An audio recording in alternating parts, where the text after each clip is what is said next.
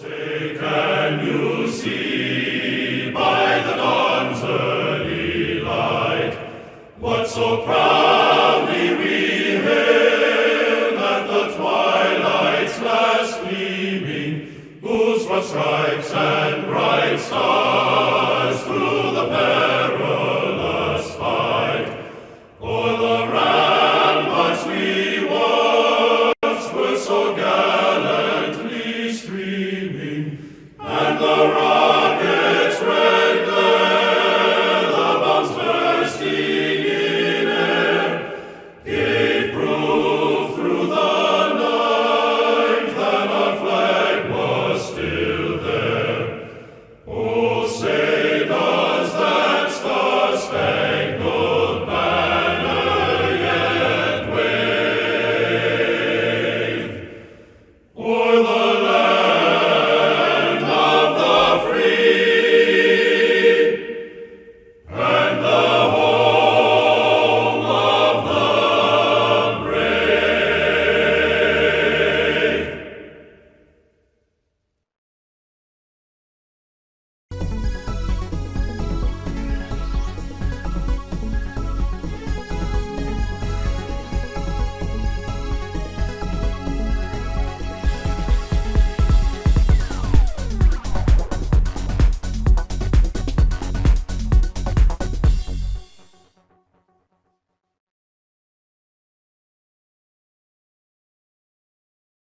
I wanted to, I was thinking about ways of introducing our speaker today, and Bob Dunbar, I'm sorry. And on the way down here today, I thought of an interesting but strange kind of corollary to Bob, and that was remember years ago, there was a Japanese, I think an Army soldier that hid away in a cave on an island in the Pacific. And it wasn't until 20 years or 25, 30 years after the war was over that he surfaced. And there was a big kind of a deal made of that. But he had not seen the light of day or seen any human being for all those years. But we have someone like that today who's going to be our speaker. He was at Custer's last stand, and he's still standing, which says something for him. Bob, it's nice to have you here, and we're glad that you're going to be a speaker today. Thank you.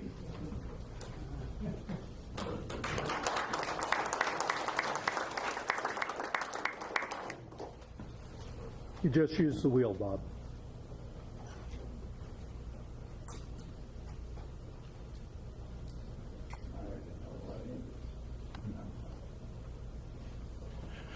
It's 2 a.m., July 6th, 1876.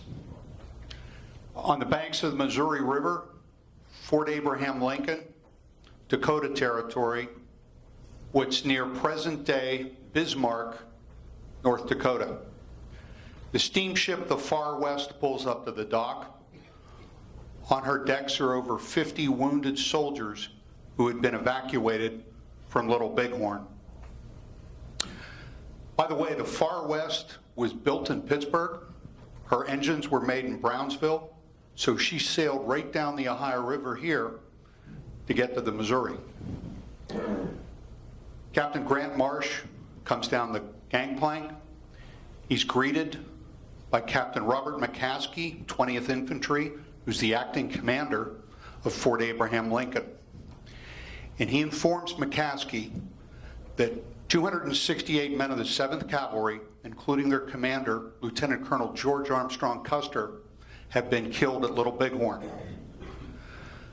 McCaskey then asks Marsh to accompany him to the Custer house to inform Elizabeth Custer that her husband has been lost at Little Bighorn. Grant Marsh refuses. McCaskey would serve in practically every major engagement in the Civil War. He would fight in the Indian Wars, in the Spanish-American Wars. He would retire as a major general. He said this was the most difficult duty he ever had. So they approach the Custer house. They knock on the door. There are several women staying there, including Custer's sister, Margaret Calhoun. They knock on the door, and the women arise, and they can hear a lot of panicked outcries in the home. They come downstairs, and they inform the women that George Armstrong Custer has been killed, along with his brother, Captain Thomas Ward Custer, a two-time Medal of Honor winner, his other brother, Boston Custer, his nephew, Audie Reed, and Margaret Calhoun, Custer's sister, her husband, Lieutenant James Calhoun, were all killed on Last Stand Hill. Now, Custer is born December 5th, 1839, in New Rumley, Ohio, which is exactly 61 and a half miles from this YMCA. It's due west of Steubenville, Ohio. His father is a blacksmith. They're very common people. And when he's about 12 years old, the family moves to Monroe, Michigan. His mother and father were both widowed. He's the first child of this new marriage that survives. They had two infant siblings that died shortly after childbirth, so he's kind of a special child. He enters West Point in the class of 1862. Now, it's well known at West Point that he graduates last in his class. What is not well known, that his roommate resigned to fight for the Confederacy, and had his roommate stayed, Custer would have been second to the last in his class. He also is very well known for the number of demerits that he receives. He would get demerits every year, almost to the level of expulsion, and then for the rest of the term, get virtually none. He knew how to walk the line. He was very well liked. Most class clowns are. And he provided a lot of good laughs until he got on a horse. He proved to be an excellent horseman. Only one man at West Point in the history of the academy had jumped a horse higher than Custer. His name was U.S. Grant. He also proved to be an excellent swordsman. Now, the Civil War breaks out. He's in the class of 1862. West Point's a 5-year program at this time.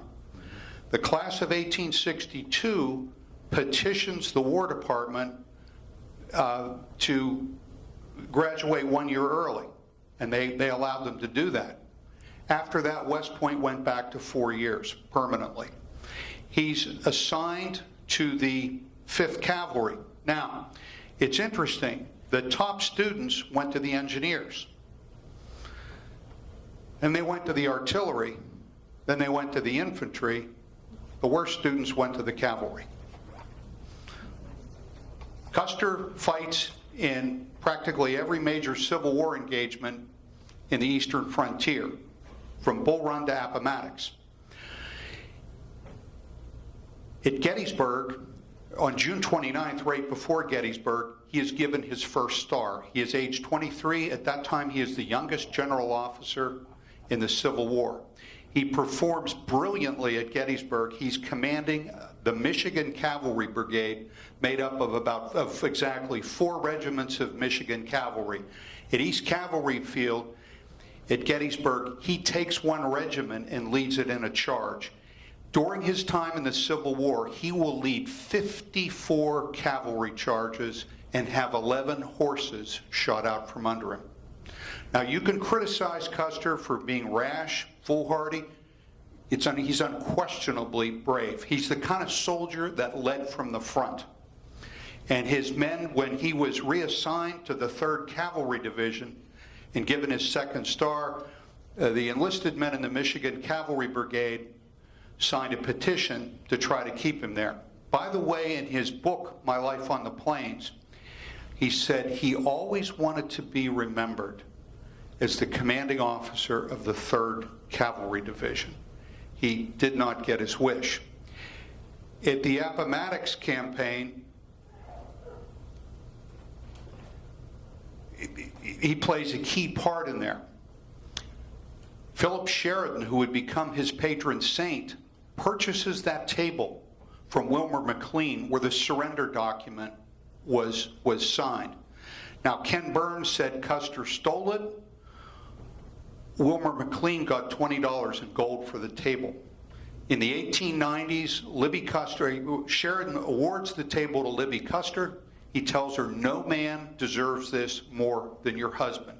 In the 1890s, she donates it to Smithsonian. Those are the chairs where Lincoln and Grant sat, by the way. Now, after the Civil War, Custer loses his major generalship, and he's given the permanent rank of a lieutenant colonel. The Army, shrinks down, and he is assigned to the newly minted 7th Cavalry. He is not their commanding officer. He is second in command. It's commanded by a full colonel.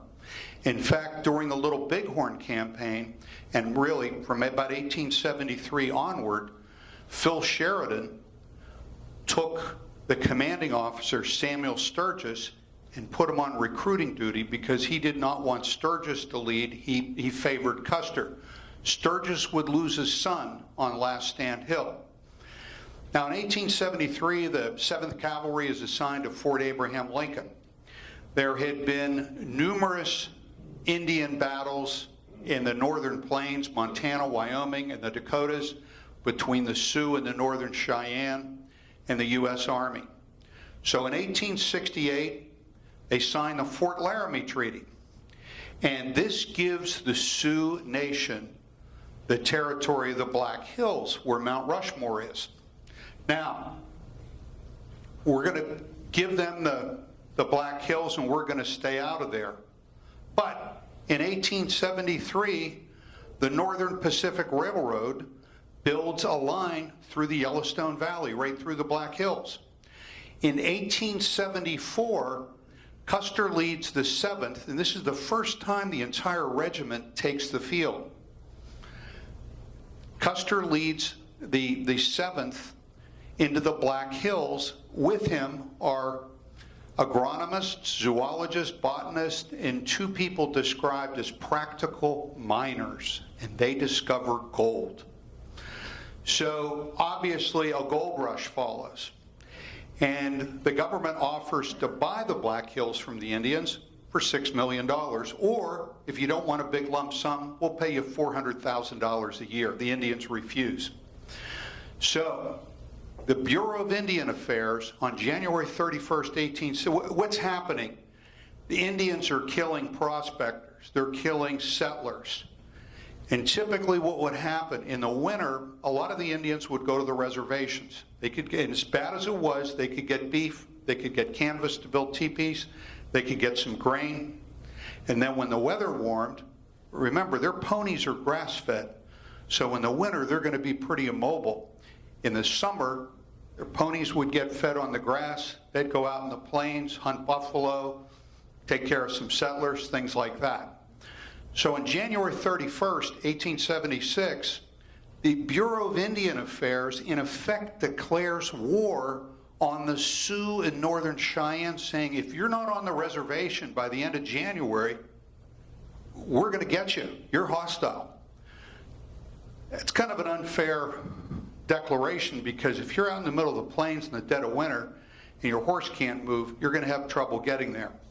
Now, it's important to state that Custer's time on the plains was certainly marked with controversy. In Kansas in 1867, they have a summer campaign which proved very futile. They chased Indians around Kansas, didn't get too many. He leaves his regiment and rides 150 miles by himself with an Irish wolfhound, because there was a cholera outbreak at Fort Harker, and he was concerned about his wife. So regiment's in the field. He rides 150 miles on the plains by himself with an Irish wolfhound, and because he's concerned about his wife. He is court-martialed. He is suspended from the Army for a year. But he is recalled. His patron saint, Phil Sheridan, brings him back. It's the winter of 1868, and they're going to campaign against the Southern Cheyenne. He attacks a village on the Washita River in present-day Oklahoma. And they basically pull a triple envelopment at dawn on this village. And it's so cold that the instruments froze on the buglers' lips. They kill about 500 ponies, burn the village. They drive the Cheyenne to a reservation. Pretty much after that, there were no troubles with the Southern Cheyenne. So after some reconstruction duty in Kentucky and the Carolinas, the 7th in 1873 goes up to Fort Abraham Lincoln. Now, here's Custer's wagon train in the Black Hills. There are about 150 wagons there to support about 700 men. What do you think the primary cargo was in those wagons? No. Grain. Cavalry horses were authorized to eat 15 pounds of grain a day. So you're carrying grain, you're carrying hay. Okay? So he brought a similar wagon train to Little Bighorn. And they went across the plains, the wagons did, in a column of fours like that. By the way, typically the cavalry moved in a column of fours, not in a column of twos like you see in the movies. Now, they decide to pursue a summer campaign on the Indians. And you can see that they have 3 columns that are going to look for them. Now, nobody knows where the Indians are, but the one place they have to be is by water. Typically, an Indian village had 250 people. Half are male, half are female. Of the male, half are warrior age. So you got about 65, 70 effective warriors in a village and probably 1,000 horses. You have to be by water. So you would typically look for Indians around water. Now, we're going to have 3 columns. We're going to have, the first column is John Gibbon. He will leave from Fort Ellis, Montana.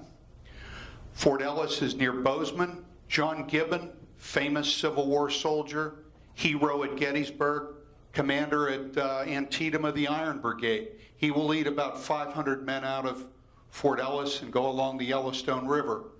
General Crook will come from near Douglas, Wyoming, with about 1,200 men and head up north.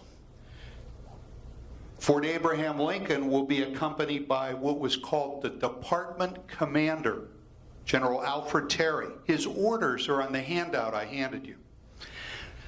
Alfred Terry performed very well in the Civil War, and he liked Custer, and he wanted Custer.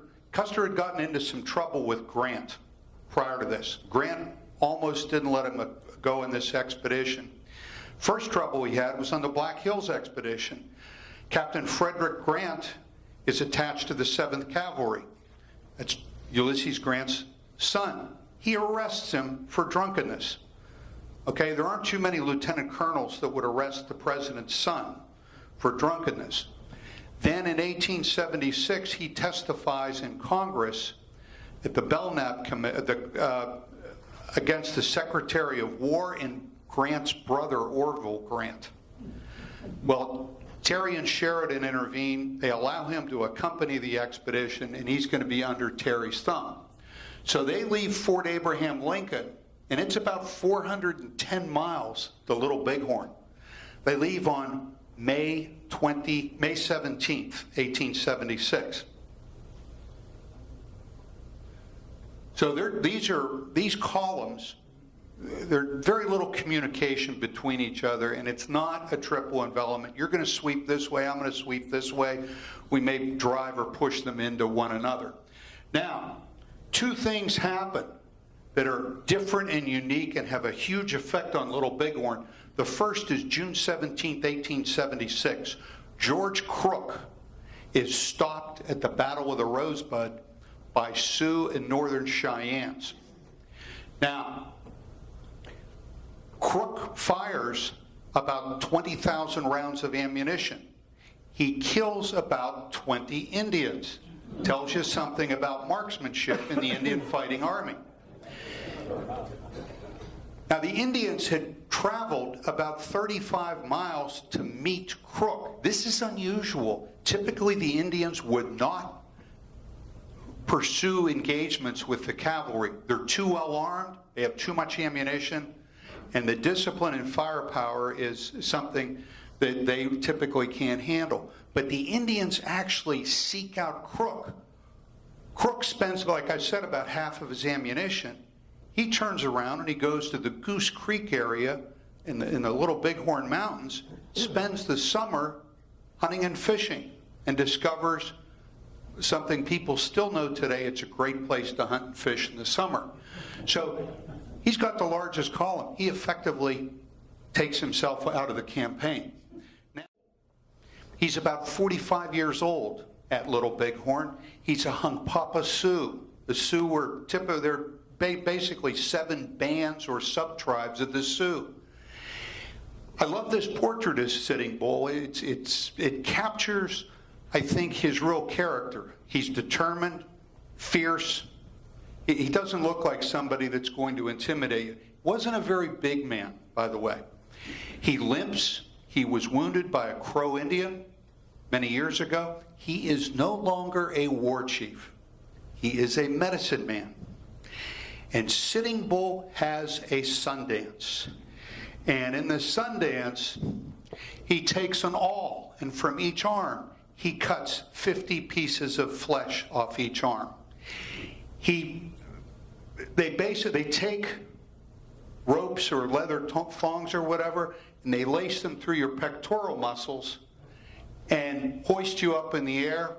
You look at the sun, you come down, you dance until you hallucinate, and he has a vision.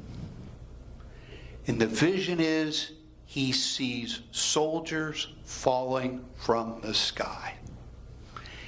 And this had a huge impact on the Indians' psychology and morale, or medicine as they like to call it, before the battle. He warns the Indians. He gives them a warning they do not listen to. Do not mutilate the soldiers. Here's another war chief, Low Dog. Most of these photos, I'm not sure about the Sitting Bull portrait, but Low Dog definitely, were taken by a Bismarck photographer named David F. Barry. And he photographed a lot of the 7th Cavalrymen, and after the battle, he recognized the significance of this, and he went out and captured images of Indians.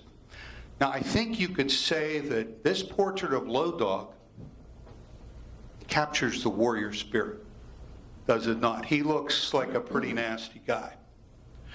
Now, Alfred Terry, we talked about him a little bit. If you read his orders, does anybody know what his profession was as a civilian? I'll be a lawyer. He's a lawyer, that's right. He went to Yale. Now, Yale didn't have a law school then, but if you read those orders, you can find anything you want in there. So Terry is the department commander. He's in charge of the whole operation, the Department of the Dakotas. June 17th, Custer and the Dakota column rendezvous with John Gibbon's column on the Yellowstone River, the confluence of the Yellowstone and Rosebud Rivers. Now they send out a scout by the second in command of the 7th, Marcus Reno, and he finds an Indian trail. So Gibbon gives Custer one of the best scouts on the plains, Mitch Boyer. He's a half-breed, French and Sioux. Gibbon said he was the only scout, either native or half-breed, who could estimate distances accurately in miles. Now, you notice on his hat, he's got 2 kingfishers. He believed that the way a kingfisher can dart into the water very quickly and rapidly, that the medicine of the kingfisher would protect him from bullets. He was wrong. He also gives him some crow scouts. Now, this is something that people, you hear these people say, oh, the Sioux were protecting their land. No, they weren't. This land was the Crows' land. The Sioux were invading their traditional enemy of the Crows. Now, this scout is about 18 or 19 years old. His name's Curly. Supposedly, he's the last man to see Custer alive. And Gibbon gives Custer 6 crows. They know the land. Now, you can tell he's a Crow by his hair. He's got this pompadour kind of thing. That's the way the Crows wore their hair. They did not part it in the middle like the Sioux and the Cheyennes. This is another portrait by David Barry. This is a highly idealized profile of Curly. This kind of gives you the image of the noble savage, if you will. The scouts that Custer has are excellent. And actually, he's got about 40 Arikara Indians, another traditional enemy of the Crows. If you saw the movie The Revenant, they talked about the Rees. Those were Arikaras. They kind of came around to the white man's side because they realized that better to buddy up with the whites than fight against the Sioux. And they also became farmers. And to the Sioux Indians, there was nothing lower than a farming Indian. This is pretty much what the topography looks like. Now, Custer is ordered to proceed up the Rosebud River, that's south, and look for Indians, always kind of keep pushing to the left and make sure that they don't slip around your left. Gibbon is going to go up the Bighorn Valley and turn onto the Little Bighorn. So on June 22nd, Custer leaves what they called Camp Supply and goes up the Rosebud Valley. He doesn't take his wagon train. He converts his supplies and ammunition to pack mules. He has about 150 pack mules. And a lot of these mules weren't pack mules. They were draft animals. They had a lot of trouble with the mules. But he didn't want any vehicles. And he also turned down 2 Gatling guns. Now, everybody says, oh, he should have had the Gatling guns. They'd have won if they'd have had the Gatling guns. They would have won with the Gatling guns because the Gatling guns would have prevented them from getting there, and the Indian village probably would have broken up. But the Gatling guns, first of all, they were black powder. Not until they started using smokeless powder did the Gatling guns really work. They would foul pretty easily. Secondly, Reno took one on this scout and it capsized. And if you've been out in that country, it's not like a football field. There's all kinds of little ruts and valleys and little places. So he was smart not to take the Gatling guns. One thing that you've got to understand, the big fear, when you read original source material, the big fear of all the Army officers was the Indians were going to get away. They typically did not defend villages. They got out of there. This was different. Now, in the pack train, each company, about 50 men in a company, had 1 pack mule with ammunition. There's 2 1,000-round cart boxes of ammunition on each mule. So each ammunition mule carries 2,000 rounds. Each soldier is issued an 1873 45-55 trapdoor carbine. He has 100 rounds of ammunition for that carbine. He's supposed to carry about half of it on his person. The other half go in his saddlebags. This will prove to be a lethal situation. The Army really had no system of carrying excess ammunition.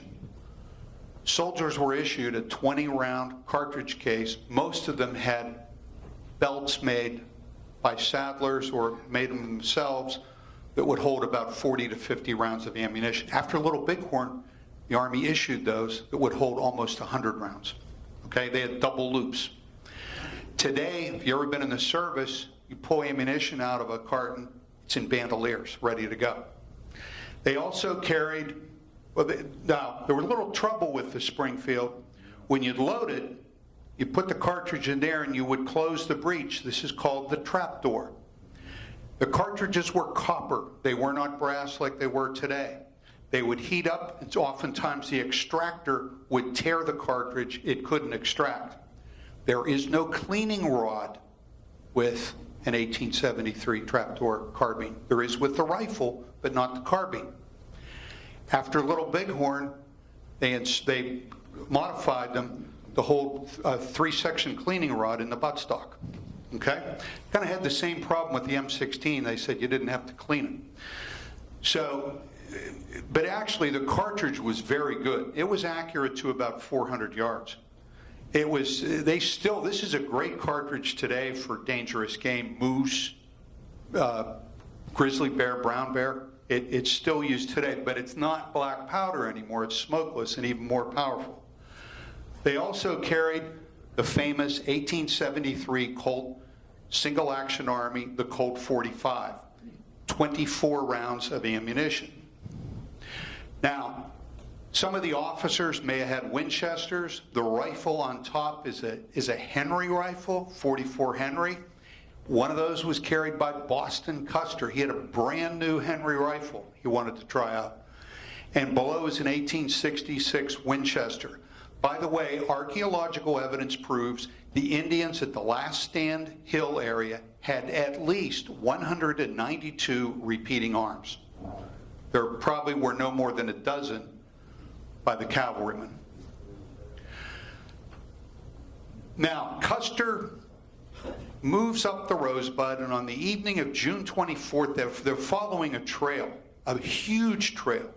The scouts had never seen a trail like this. It's a mile wide. They tell them there's more Indians than the soldiers have bullets in their guns. Now, here's where I really fault Custer. He seemed to not really believe that the village was as big or as dangerous as it was. I think this is the key source of his defeat. And these scouts are very good, and they're terrified. The Eurekaers, the Crows, the White Scouts, he has about 30 White Scouts there too.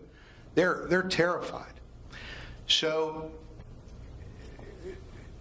the night of the 24th, there's a divide between the Rosebud Valley and the Little Bighorn Valley. He's on the east side of the divide. In other words, he's on the Rosebud side.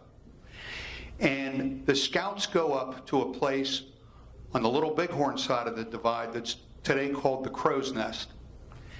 And they can spot the village. But they can't see the village. There are hills obscuring the village. What they see is smoke and haze coming up from the cooking fires.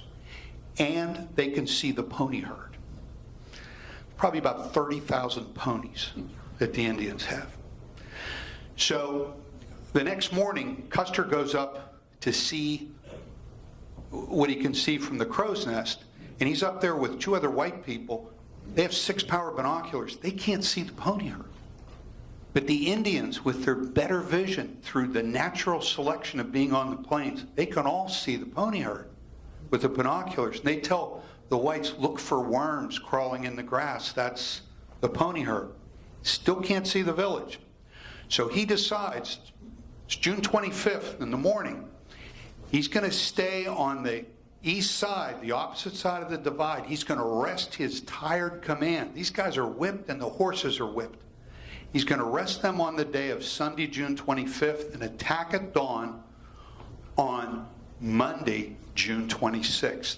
Something happens to change this. As he rides down, he's bareback. He's on his horse, Vic, which would be is short for victory, the name of his horse. He rides down back to the campsite, hears the crack of a cavalry carbine, and a box of hardtack had fallen off a mule, and a Sergeant Curtis, who would die on Last Stand Hill, he and a couple of men go to retrieve it, and they find some Indians cracking open the box with tomahawks, and he fires a shot, and he kills a 15-year-old Northern Cheyenne boy named Deeds, shoots him right through the lungs. Now, 15-year-old is right around warrior age. These kids are trained from the time they can walk with weapons. It's a big-time warrior culture. They would all want to be in battle at this age. And I'm sure he didn't know the kid was 15 when he shot him, but if he did, he'd have still shot him. Custer hears this. Ladies and gentlemen, the Battle of the Little Bighorn has just begun. So he thinks that these Indians are going to get back to the village and alert them. These Indians hadn't been to the village yet. They were kind of coming in. So he didn't know that. So he immediately changes his plans. They're going to attack right now, lest the Indians get away. They cross the divide, and he makes another fatal error of dividing his command. Many say 3 groups, actually 4. The first will be Marcus Reno. He has 3 companies, and you can see he's got about 130 men and about 35 scouts and 30 officers. His job is to ride through the village. Now, you still haven't seen the village. What Reno doesn't know and Custer doesn't know, the village is 2 miles long. That's from Sherman's Kitchen to the Sewickley Presbyterian Church. Okay? I would not want to be handed that mission. So he's going to ride up, and you can see it on the map, up the valley of the Little Bighorn and attack the village. Captain Frederick Benteen, following the spirit or even the letter of the law of Terry's orders, he's going to feel out in pursuit of the left. He has actually the smallest group. He's got 3 companies. Benteen and Custer were bitter enemies. Benteen was a pretty nasty guy that really liked nobody. But he hated Custer because a major at the Washita had ridden off with about 15 men, went into an ambush. They didn't know this. They didn't know where he was. And they pulled out of there, and they left Elliott there. Joel Elliott was probably dead when they left. They found him a couple weeks later, and all the men with Elliott and Elliott were dead. His job, like I say, is to feel to the left. Captain McDougal, he's got the pack train. Now, at this time, they take 6 enlisted men and 1 sergeant out of each company and attach them to the pack train. And so he's got 130 men and 11 civilian packers, 2 officers. Okay, he's going to trail this whole movement. Now, this map here, you can see the Reno Valley fight. It starts around 3 o'clock. He crosses the Little Bighorn, and he moves down toward the village, which is right here. He's kicking up dust. 150 men on horseback, they kick up dust. They have iron shoes. And some of the women who are out here picking wild onions and whatnot, they see this dust. They don't really pay any attention to it. Well, he comes up here in the pony herds over here, and instead of going through the village, he stops. He forms a skirmish line. Okay? And when you fight on foot, the 4th trooper would take 3 other horses and go to a safe place and maintain the horses. This was real work. And if the Indians wanted 2 things. They wanted horses and they wanted to kill you. Horses were a sign of great wealth in the Indian societies. So the horses go over here in the timber. And he's got this skirmish line. There's about 90 men on the skirmish line. It's supposed to be about 400 yards long. It's about half of that. After about 30 minutes, the Indians are starting to move around on his left. And he sends half the men back to the timber to retrieve more ammunition out of the saddlebags.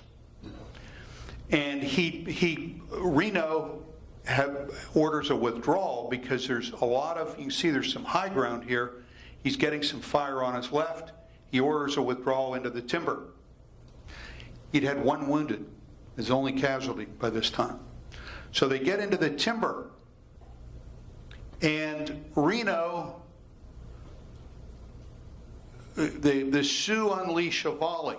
Standing next to Reno is an Arikara, on horseback, is an Arikara scout named Bloody Knife. The Sioux unleash a volley. Bloody Knife is hit right between the eyes. Brains and blood spatter Reno's face. He becomes unhinged at that point. Now, Reno was wearing a large white hat. He lost it. He just had a red bandana tied around his head. He orders everybody to mount. Then he orders them to dismount. Then he orders them to mount, and they take off. And they move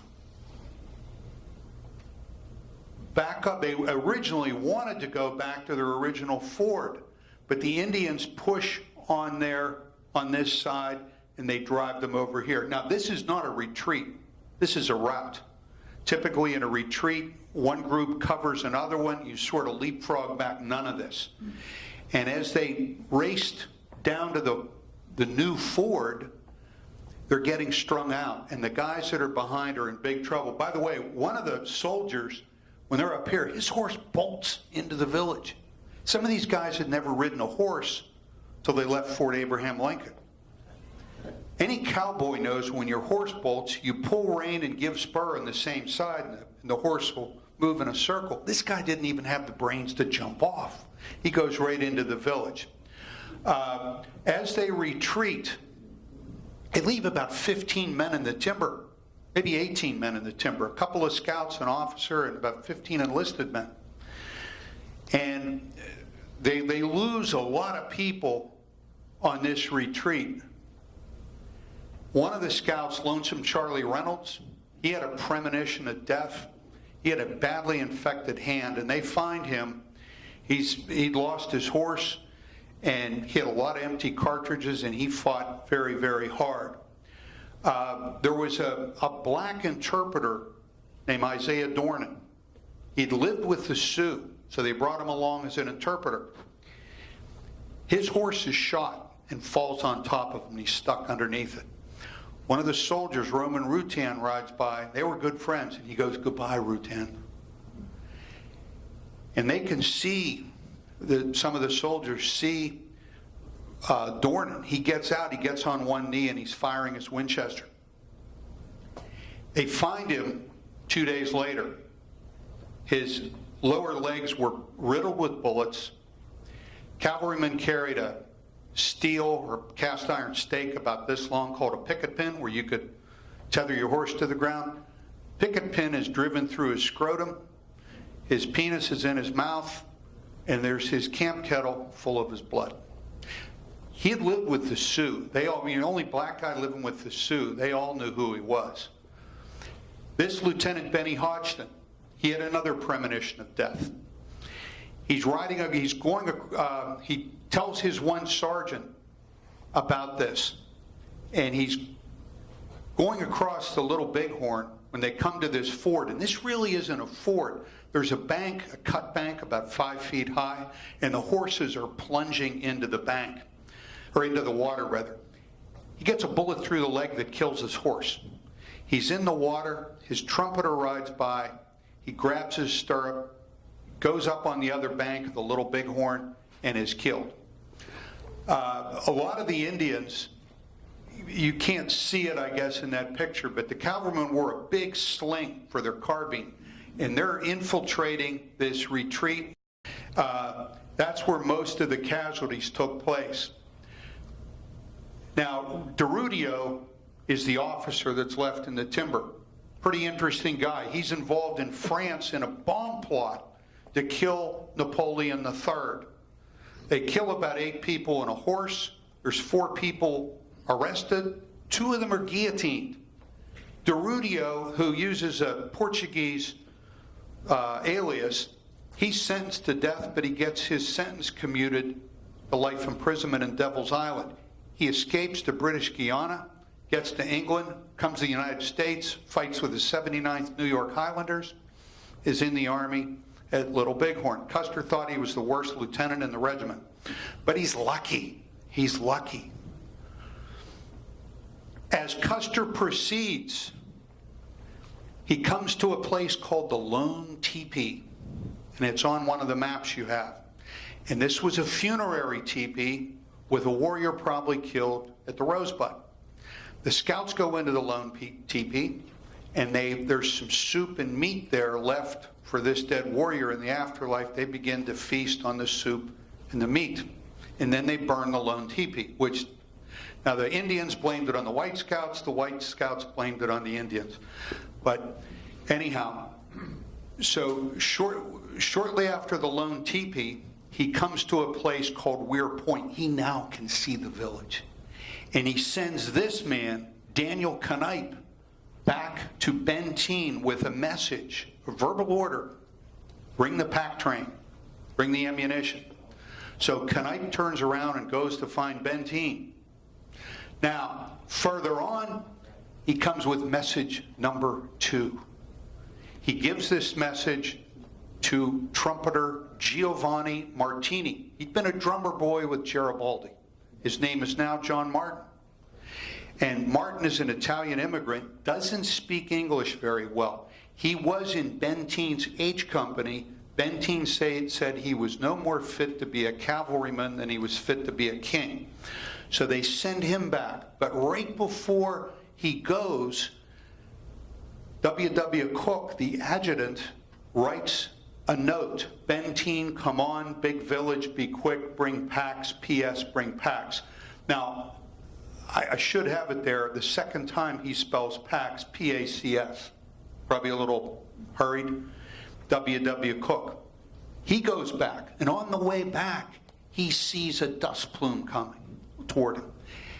As that dust plume approaches, he can see the person's wearing buckskins. He doesn't know if it's Indian or white man. As it gets closer, he can see it's a white man, and it's Boston Custer, the forage master of the 7th Cavalry. He's going to join his brothers in Valhalla. And he notices that Martini's horse is wounded. Martini goes back and he gives Benteen the message. Benteen moves forward, comes to a place they call the morass in the Reno Creek, spends 20 minutes watering his horses. Now, Reno had retreated. W.W. Cook is killed. By the way, his whiskers are scalped, exposing his molars. These guys were... Now, Thomas Weir is the commander at D Company. He's in Benteen's battalion. He's furious. He wants to move on to Custer's aid. So they arrive at Reno Hill, and Reno is beside himself. He said, I've lost half my command. He really lost about a third. And he was really glad to see them. Now, this is kind of an overview of the battle. There's Reno Hill. Now, what does Custer do at this point? Here's a big controversy. Some say all 5 companies go down. And by the way, this is about where Martini leaves to go back. Some say all 5 companies go down this feature called Medicine Tail Coulee, which is the valley between these 2 hills. Some say only 2. And there's theories, were these 2 companies or were these 2 companies? Nobody really knows. But up here is found a cartridge from a 50-70 brass cartridge. Custer carried a 50-70 Remington rolling block rifle. He was the only one known to have full brass cartridges. Now, an Indian got that rifle. He could have fired that. So either 2 or 5 companies come down here at a place called Minneconjou Ford. And they're repulsed, whether it's 2 companies or 5 companies. A man at the head of the column in buckskins is shot, and he's placed on a horse. Some people think it was Custer. I don't believe it was at all. But whether it's 2 companies or 5, they hang a U-turn and go up Deep Coulee. Okay? Calhoun's company stays here on Calhoun Ridge, and behind him is I Company by Keogh. Now, what I don't like about that map I gave you, and I'm going to change that myself, instead of putting C company, E company, he has like all these features alphabetically numbered. And so these, in Custer, there's 2 companies over here and 3 of them on this Custer Hill. Now, we know what happens when Reno pulls up to Reno Hill. The Indians break off their attack here and start to move down here. A lot of the Indian women and children go in this little creek, which they now call Squaw Creek. But Custer is pursued up Medicine Tail Coulee. Crazy Horse comes over here with Oglala and Northern Cheyennes. Crazy Horse, because he was involved in an adulterous affair, he's actually been shot by another Indian in the face. He's kind of thrown out of the Oglala Sioux, and he hangs out with the Northern Cheyennes all the time. But he's still a great war leader. He comes up this way. Gall, a Hunkpapa like Sioux, he comes over here. They surround these guys. Now, what they do up there, they dismount and fight on foot. Here's where they have big problems. About half the cartridges are in cardboard boxes in their saddlebags. The Indians very rapidly stampede the horses. The real hard work was holding 4 horses amid a lot of gunfire, and Indians are waving blankets and buffalo robes to get them to stampede. They lose the horses and about half their ammunition pretty quickly. Now, what the Indians said, by the way, no sabers at Little Bighorn. They all left them on the far west when they departed. 1 saber is carried by Lieutenant DeRudia to kill rattlesnakes. So what the Indians said, they fired until the soldiers started using little guns, their pistols. Average range for a pistol's 50 yards. Practically every Indian is armed with the primary weapon, the bow. Highly underrated, especially at close range. It's silent. There's no smoke signature. They could arc arrows into place. A gentleman approached me before the talk, and he said he was amazed how many little places to hide there are out there. It's not like the way the pictures make it seem, and the hills are very steep. Custer, the fight probably takes about 30 minutes. Indian accounts are good, they're terrible, they're conflicting, and they're non-existent. Nothing written. Many Indians wouldn't talk. Some of them bragged about it, some of them were honest about it. You don't get the uniformity, and there was no after-action report. But over on Reno Hill, they can hear the firing. Again, Captain Weir wants to march to the sound of the guns. Now, the attitude among a lot of the Reno Valley fight survivors was, where's Custer? You know, he said he'd support us. So they travel about 1.5 miles toward Custer Hill and go to this prominent place called Weir Point. And they can see a lot of smoke over there, and they can see Indians with guidons riding around. They have field glasses and whatnot, shooting into the ground. They're probably dispatching wounded. And Weir just goes out there with his troop. He's not ordered to go out there. A couple other companies follow. Benteen comes out there. Reno stays back at Reno Hill. Now, the Indians come to their front at Weir Point, and they drive them back to Reno Hill. There's a farrier, Vincent Charlie, is shot through the hips, and they put him in a little depression there, and they say, we'll get a skirmish line to protect you and get you out. Weir says, we're ordered to get out, we're getting out. Charlie's found 2 days later with a stick shoved down his throat. Now, on Reno Hill, the fighting goes on that till about right around sunset, and then from Reno Hill, the survivors witness the world's greatest scalp dance that night. and they thought they're going to come up and get us. Now, they've got all the pack train, they've got all the ammunition. Everybody who's alive is on Reno Hill. The next day, at about 4 in the morning, as soon as it's visible at all, the Indians start attacking again. And Benteen's company's out here. They have all their animals in a makeshift hospital in the center in a depression. And Reno does not have the high ground. Now, the real problem now is water. It's up in the high 80s, very dry. They're running out of water. Each soldier has a 3-quart canteen. So 26 men go down this ravine to the Little Bighorn to get water. 25 of them are awarded the Medal of Honor. More medals of honor awarded at Little Bighorn than anywhere. And there's a lot of sniping back and forth. They're nickel and diming the surrounded 7th. There's a soldier up there, John Ryan, who has a Sharps rifle with a telescopic sight. Man three men over gets killed. Man 2 men over gets killed. Another man gets killed. He organizes a volley.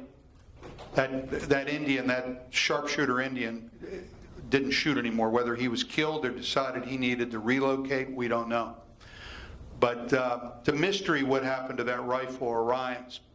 So that evening, about 8 o'clock at night, the Indian village packs up. They strike the teepees, they hook up the travoy, and they start to move. There's 30,000 animals, they estimate. They said it's about 2 miles long and about a half a mile wide.